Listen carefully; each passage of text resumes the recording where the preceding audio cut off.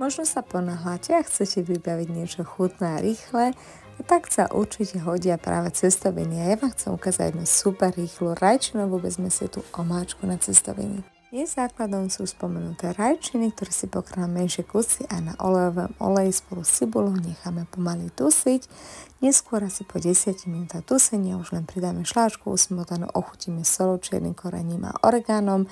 Môžeme ešte pridať cesnak a máme hotovú skvelú cestovinovú omáčku, do ktorej už len pridáme hotové uvarené cestoviny. Tento ako iné chutné recepty na každodenné varenie nájdete na www.recepty.sk.